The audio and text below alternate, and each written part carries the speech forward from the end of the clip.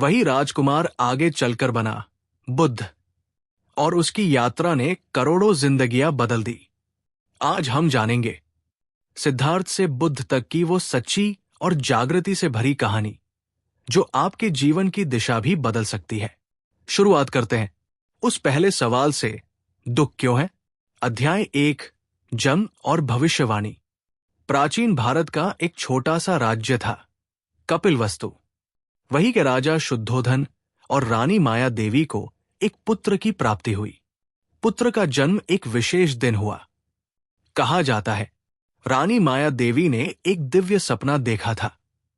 एक श्वेत हाथी उनके गर्भ में प्रविष्ट हुआ। यह सपना ज्योतिषाचार्यों को बताया गया।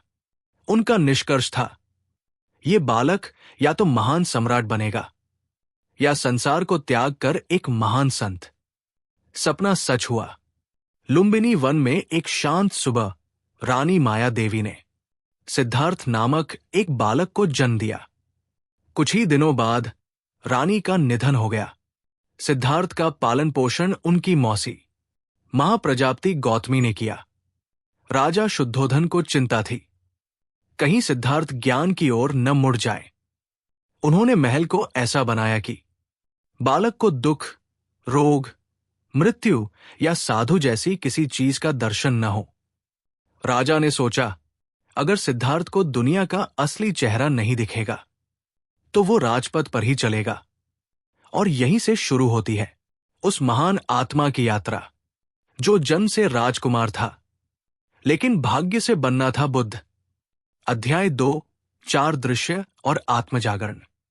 सिद्धार्थ अब युवा हो चुके थे। राजा शुद्धोधन ने उनका विवाह सुंदर और बुद्धिमती रानी यशोधरा से करवा दिया। कुछ समय बाद उन्हें एक पुत्र हुआ जिसका नाम रखा गया राहुल। राजा को विश्वास था कि अब सिद्धार्थ संसार में रम जाएंगे, लेकिन नियति को कुछ और ही मंजूर था। एक दिन सिद्धार्थ ने महल के बाहर जाने की इच्छा जताई।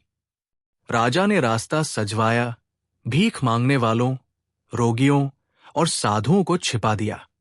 परंतु ब्रह्मांड का विधान ऐसा था कि सत्य स्वयं मार्ग बना लेता है। पहला दृश्य, एक वृद्ध व्यक्ति। सिद्धार्थ ने पूछा, ये कौन है? सारथी ने कहा, प्रभु, ये वृद्ध है, शरीर ढल चुका है। सिद्धार्थ चौंके, क्या मैं भी एक दिन ऐसा हो जाऊंगा? दूसरा दृश्य, एक रोगी व्यक्ति। सिद्धार्थ ने पूछा, ये क्यों कांप रहा है? सारथी बोला, ये बीमार है प्रभु, शरीर में शक्ति नहीं रही। सिद्धार्थ ने सोचा, क्या मेरा शरीर भी एक दिन ऐसा ही बीमार होगा? तीसरा दृश्य, एक मृतदेह। ये देखकर सिद्धार्थ का हृदय कांप गया। क्या हर व्यक्ति को मरना पड़ता है? सारथी ने सिर झुका लिया। चौथा दृश्य, एक सन्यासी। वो शांति से चल रहा था, ना मोह ना भय। सिद्धार्थ ने पूछा, कौन है ये? सारथी बोला, ये वह है जिसने संसार का मोह त्याग दिया है। ये सत्य की खोज में निकला है। उसी क्षण सिद्धार्थ भीतर से जाग उठे। उन्होंने सोचा, क्या मेरा जीवन केवल जन्म, रोग, बुढ़ापा और मृत्यु के चक्र में ही बंधा रहेगा? क्या इससे मुक्ति नहीं है? सिद्धार्थ के भीतर जिज्ञासा की चिंगारी जल चुकी थी। अब वे जानना चाहते थे, दुख का कारण क्या है और इसका अंत कैसे हो? यह प्रश्न ही था जिसने एक राजकुमार को बुद्ध बनने के मार्ग पर खड़ा कर दिया। अध्याय 3, महल का त्याग। सिद्धार्थ अब पहले जैसे नहीं रहे। 4 दृश्यों ने उनके हृदय में स्थायी परिवर्तन ला दिया था। राजमहल का वैभव, संगीत, उत्सव, सब कुछ उन्हें अब छाया जैसा लगने लगा। रानी यशोधरा का प्रेम, पुत्र राहुल का स्पर्श, सब मोह के बंधन प्रतीत होने लगे। उनकी आंखों में अब सिर्फ एक प्रश्न था, जीवन के दुख का अंत कैसे हो सकता है? एक रात, मौन, गहरी और निर्णायक। चंद्रमा हल्के बादलों में छिपा था। सिद्धार्थ ने चुपचाप अपने महल की अंतिम बार परिक्रमा की। यशोधरा सो रही थी। छोटा राहुल अपनी मां की गोद में निश्चिंत था। सिद्धार्थ ने एक क्षण उन्हें देखा। हृदय रो उठा, लेकिन आत्मा ने कहा, यदि मैं यही रुक गया तो ये संसार भी अज्ञान में रहेगा। उन्होंने बालक राहुल को छुआ भी नहीं, क्योंकि वे जानते थे अगर एक बार उसे उठाया तो मोह उन्हें रोक लेगा। सिद्धार्थ ने केश कटवाए, राजसी वस्त्र त्याग दिए, सादा वस्त्र पहना और अपने रथ, घोड़े और सारथी को लौटने का आदेश दिया। राजपथ से अब उनका कोई लेना देना नहीं था। अब उनका मार्ग था ज्ञान की खोज, आत्मा की मुक्ति और दुख से परे संसार का बोध। एक राजकुमार ने सब कुछ छोड़ दिया, राज्य, परिवार, प्रेम और भविष्य, सिर्फ एक सत्य की तलाश में। मैं जानना चाहता हूं कि इस जीवन में दुख क्यों है और उससे कैसे छुटकारा पाया जा सकता है। वहीं से शुरू हुई सिद्धार्थ से बुद्ध बनने की अगली यात्रा। तपस्या, आत्मन्वेषण और आत्मज्ञान। अध्याय 4, तपस्या और आत्मसंघर्ष। सिद्धार्थ ने अपना घर त्याग दिया था, लेकिन उनकी यात्रा का असली संघर्ष अब शुरू हुआ। वे जंगलों में भटकते रहे, नदी किनारे, पर्वतों के नीचे, आश्रमों में और निर्जन स्थानों पर। उनका एकमात्र उद्देश्य था सत्य को स्वयं अनुभव करना, ध्यान और साधना की शुरुआत। वो गए महान संत आलार कालाम और फिर उद्दक रामपुत के पास। उन्होंने ध्यान, समाधि, शून्यता और चेतना की गहराइयों में उतरना सीखा। इन गुरुओं ने उन्हें कहा, तुम हमारे समान हो चुके हो, अब आगे बढ़ो। लेकिन सिद्धार्थ संतुष्ट नहीं थे। ये ध्यान मन को शांति देता है, लेकिन दुख की जड़ को नहीं काटता। अति कठोर तपस्या का मार्ग। अब सिद्धार्थ ने आत्मसंघर्ष का मार्ग चुना। वे नदी निरंजना के किनारे आकर बैठ गए। सिर्फ एक दाना चावल खाते, कभी कभी कई दिन उपवास करते। शरीर अस्थियों का ढांचा बन गया, रक्त मंद हो गया, सांस धीमी, लेकिन मन अब भी अशांत। एक दिन चेतना का क्षण। वे ध्यान में बैठे थे, लेकिन अचानक चक्कर आया और वे बेहोश हो गए। एक युवती सुवाता आई और उन्हें खीर दी। सिद्धार्थ ने खीर स्वीकार की। उन्होंने समझा, ना तो विलासिता का जीवन मार्ग है, ना ही शरीर को यातना देना। माध्यम मार्ग, यही सत्य है। उस दिन उन्होंने एक व्रत लिया, जब तक मुझे सत्य का ज्ञान न हो जाए, मैं इस पीपल वृक्ष के नीचे से नहीं उठूंगा। चाहे शरीर टूट जाए, मृत्यु आ जाए, लेकिन मैं पीछे नहीं हटूंगा। वही स्थान बन गया, बोध गया, और वही वृक्ष बोधि वृक्ष। अब सिद्धार्थ तैयार थे अंतिम युद्ध के लिए, स्वयं से, अहंकार से और अज्ञान से।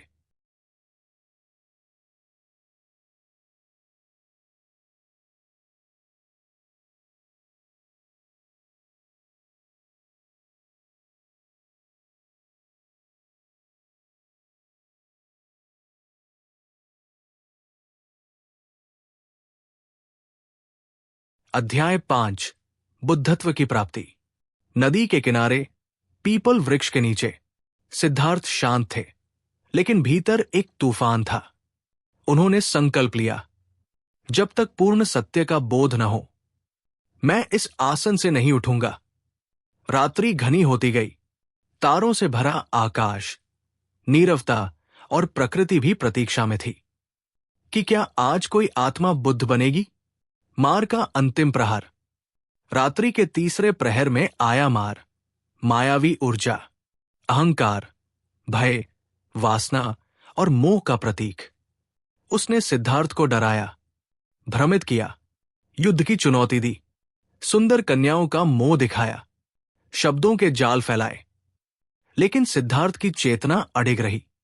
उन्होंने बस इतना कहा, मुझे किसी को हराने की इच्छा नहीं है, मैं केवल स्वयं को समझना चाहता हूं।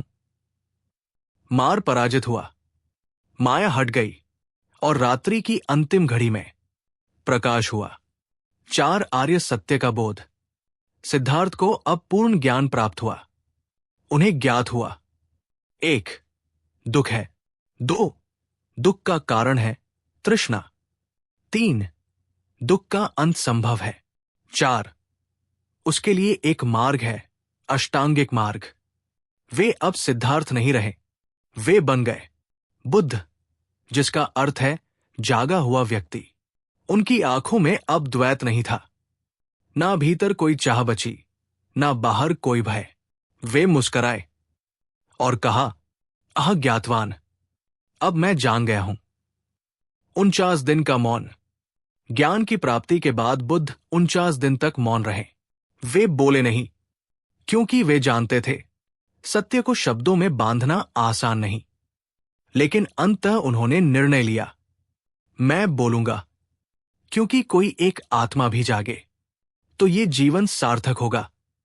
अब वे निकल पड़े, सत्य को बांटने के लिए, संत की स्थापना के लिए, और इस संसार को अंधकार से प्रकाश की ओर ले जाने के लिए। अध्याय 6, धर्मचक्र प्रवर्तन और प्रथम उपदेश। बुद्ध अब जाग चुके थे, लेकिन उन्होंने अपने ज्ञान को अपने तक सीमित नहीं रखा।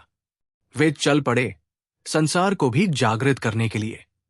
चलते चलते वे पहुंचे वाराणसी के पास स्थित सारनाथ, जहां 5 पुराने साधक रहते थे, जिन्होंने पहले उनके साथ तपस्या की थी और फिर ये सोचकर छोड़ दिया था कि सिद्धार्थ अब विलासी हो गया है। पहला मिलन बिना घृणा के जब वे बुद्ध के पास आए, उनके चेहरे की आभा देखकर चकित रह गए। वे बोले, हे साधु, तुम कौन हो? बुद्ध ने कहा, मैं वही हूं जिसे तुमने छोड़ दिया था, लेकिन अब मैं जाग चुका हूं। धर्मचक्र प्रवर्तन, पहला उपदेश। बुद्ध ने वही सारनाथ में अपना पहला उपदेश दिया, जिसे कहा जाता है धर्मचक्र प्रवर्तन सूत्र। उन्होंने 5 भिक्षुओं को सिखाया, 4 आर्य सत्य और अष्टांगिक मार्ग। 4 आर्य सत्य। 1, दुख है। 2, दुख का कारण है तृष्णा। 3, दुख का अंत संभव है। 4, दुख को समाप्त करने का मार्ग है मध्यम मार्ग। अष्टांगिक मार्ग। 1, सम्यक दृष्टि, सत्य को देखना। 2, सम्यक संकल्प, सही इरादा। 3, सम्यक वाक, सत्य वचन। 4, सम्यक कर्म, अहिंसक आचरण। 5, सम्यक आजीविका, धर्मपूर्ण जीवन। 6, सम्यक प्रयास, निरंतर साधना। 7, सम्यक स्मृति, जागरूकता। 8, सम्यक समाधि, ध्यान की पूर्णता। संत की स्थापना। इन 5 भिक्षुओं के साथ ही बुद्ध ने बौद्ध संघ, संगठन की नींव रखी। अब वे अकेले नहीं थे, अब सत्य की राह पर चलने वाले अनुयायियों का एक कारवां बन चुका था। वे न राजा बने, ना कोई युद्ध जीता, लेकिन फिर भी उन्होंने करोड़ों दिलों को शांत किया।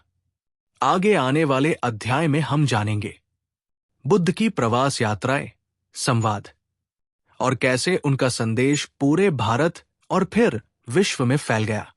अध्याय 7, बुद्ध की शिक्षाएं और समाज में परिवर्तन। ज्ञान प्राप्ति के बाद बुद्ध केवल एक स्थान पर नहीं रुके, वे निरंतर चलते रहे, गांवों, नगरों, राजमहलों और वन क्षेत्रों तक। उनका उद्देश्य था सत्य का प्रचार, दुख से मुक्ति का मार्ग हर जन तक पहुंचना चाहिए। बुद्ध की शिक्षाएं सरल लेकिन गहराई से भरी। बुद्ध ने कभी किसी को डराया नहीं, उन्होंने कभी ईश्वर का भय नहीं दिखाया। उन्होंने कहा, अपने ही दीपक बनो, एपो दीपो भव। उनकी शिक्षा आत्मनिर्भरता, करुणा और जागरूकता पर आधारित थी। बुद्ध के मुख्य सिद्धांत। 1, दुख का कारण तृष्णा है, चाह, वासना, संग्रह की प्रवृत्ति ही अशांति लाती है। 2, मध्यम मार्ग ही मोक्ष का मार्ग है, न विलासिता न अत्यंत तपस्या। 3, क्रोध, घृणा, हिंसा का त्याग करो, दूसरों को क्षमा करो, स्वयं को भी। 4, क्षणिकता, एनिका, हर वस्तु नश्वर है, परिवर्तन ही स्थायी है। 5, अनात्मा, अनत्ता, मैं, मेरा जैसी भावना भ्रम है। 6, करुणा, करुणा और मैत्री, मेटा, सभी जीवों के लिए प्रेम और दया रखो। समाज में प्रभाव। बुद्ध ने भेदभाव का विरोध किया। उनकी सभा में न कोई ऊंच नीच था, न जाति का भेद, न स्त्री पुरुष का अंतर। वे कहते थे, जिसे सत्य मिल गया उसे कोई दूसरा बंधन बांध नहीं सकता। बुद्ध और आम जीवन। राजा हो या भिक्षु, स्त्री हो या शूद्र, बुद्ध सबको समान दृष्टि से देखते थे। वे राजाओं को भी समझाते थे, राज्य धर्म से चलना चाहिए, न कि अहंकार से। गृहस्थ लोगों को वे सिखाते थे, ध्यान, संयम और सेवा यही शांति के सूत्र हैं। बुद्ध का मार्ग धीरे धीरे पूरे भारत में फैलने लगा। लोग उनका नाम श्रद्धा से लेने लगे। बिना तलवार उठाए उन्होंने एक ऐसा शांतिपूर्ण क्रांति कर दी जिसने आने वाले युगों को बदल डाला। अध्याय 8, बुद्ध का अंतिम उपदेश और महापरिनिर्वाण। बुद्ध की आयु अब 80 वर्ष हो चुकी थी। वे थकने लगे थे, लेकिन उनका मन शांत था, स्थिर, गंभीर और पूर्ण। उन्होंने अपने जीवन का अधिकांश समय सत्य का प्रचार, संघ की स्थापना और जन जागरण में लगाया। अब समय था महापरिनिर्वाण का, कुशीनगर की यात्रा। बुद्ध को आभास हो गया था कि अब उनका शरीर अधिक समय तक नहीं टिकेगा। वे कुशीनगर पहुंचे। वहां एक साल वृक्षों के नीचे विश्राम किया। शिष्य उनके चारों ओर एकत्र थे। उन्होंने कहा, हे भिक्षुओं, अब मैं वृद्ध हो चुका हूं। मेरा शरीर एक पुरानी गाड़ी जैसा है जो बस धीरे धीरे टूट रहा है। अंतिम उपदेश। अपनी मृत्यु से ठीक पहले उन्होंने अपने अनुयायियों को अंतिम बार संबोधित किया, हे भिक्षुओं, सभी वस्तुएं नश्वर हैं। सावधानी से जागरूक होकर जीवन जियो। अपने ही दीपक बनो, अपने ही शरण हो। एपो दीपो भव। अंतिम क्षण। पूर्ण चंद्र की रात थी। शांत आकाश, शांत वातावरण। बुद्ध ने दाहिनी करवट ली। साधना की मुद्रा में धीरे धीरे उनकी श्वास मंद होने लगी। चेहरे पर एक दिव्य मुस्कान थी, जैसे वे कुछ भी अधूरा छोड़कर नहीं जा रहे। और फिर महापरिनिर्वाण, एक प्रबुद्ध आत्मा का शांत विलय। बुद्ध के बाद उनके पार्थिव शरीर का अंतिम संस्कार कुशीनगर में हुआ।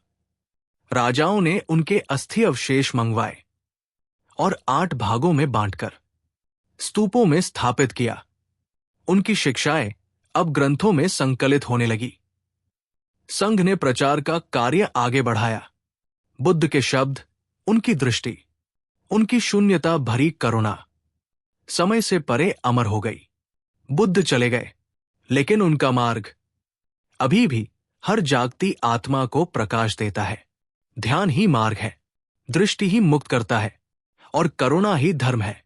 एक राजकुमार था जिसने सब कुछ त्याग दिया, सिर्फ इसलिए कि वो जानना चाहता था दुख का अंत क्या है। और जब उसने जाना, उसने उस ज्ञान को अकेले नहीं रखा, बल्कि पूरी दुनिया को रोशनी दी। आज भी बुद्ध की वो शिक्षाएं। अपने दीपक खुद बनो, करुणा से जियो, जागो, क्योंकि यही जीवन है, हमारी जिंदगी को बदलने की ताकत रखती है। अगर आपने इस कहानी में कुछ महसूस किया हो, तो एक बार आंखें बंद करके बस इतना पूछिए, क्या मैं जाग रहा हूं? वीडियो पसंद आया हो तो लाइक जरूर करें। कमेंट में लिखें, बुद्ध का ज्ञान अमर है, और चैनल सब्सक्राइब करें, क्योंकि ऐसी ही कहानियां मिलती रहेंगी सिर्फ @booksuno पर।